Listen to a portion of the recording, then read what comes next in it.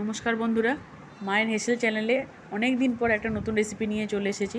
লাউ শাকের পাতা দিয়ে ডালের পাতুরি। তার জন্য দেখো 4-5টা লাউ শাকের পাতা নিয়ে নিয়েছি, আর অল্প একটু মুগ ডাল আর মুসুর ডাল ভিজিয়ে রেখেছিলাম কাঁচা লঙ্কা দিয়ে।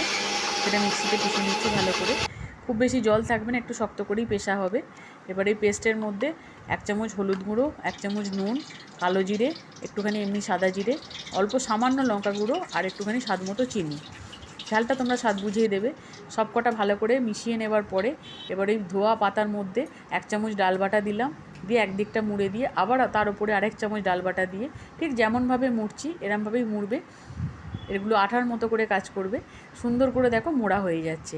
এবারে কিছুটা ডাল ওপর থেকেও দিয়ে দিতে পারো। এবার তেলটা আগেই গরম করতে বসিয়ে দিয়েছিলাম যাতে ডিপ ফ্রাই হয়ে যায়, এবং সেইখানে আবার আরেকটা পাতাকে তুমি র্যাপ করে দেখিয়ে দিচ্ছি। ঠিক যেরকম প্রসেসে আমি র্যাপ করছি এইভাবেই করো, তাতে পাতাগুলো ভালো করে মুড়ে থাকবে, নাহলে খুলে গেলে ডালটা বেরিয়ে যাবে।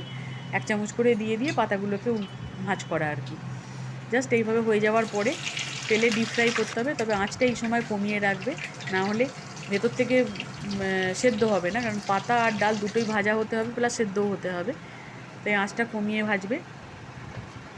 দেখো লাল লাল করে ভাজা হয়ে গেছে। এবার এক পিঠটা দু পিঠটাই হয়ে যাওয়ার পরে তুলে নিলাম। এবার নেক্সট পাতাগুলো এভাবেই সেমভাবেই ভেজে নিচ্ছি। দেখো আমার পাতা ভাজাগুলো কমপ্লিট। দেখতেও অসাধারণ হয়েছে আর খেতেও তেমন খুবই সুস্বাদু হয়। গরম ভাতের সাথে ভালো লাগে, আর চটজলদি স্ন্যাক্স হিসাবে তো খুবই ভালো। কেমন লাগলো জানিও কেমন।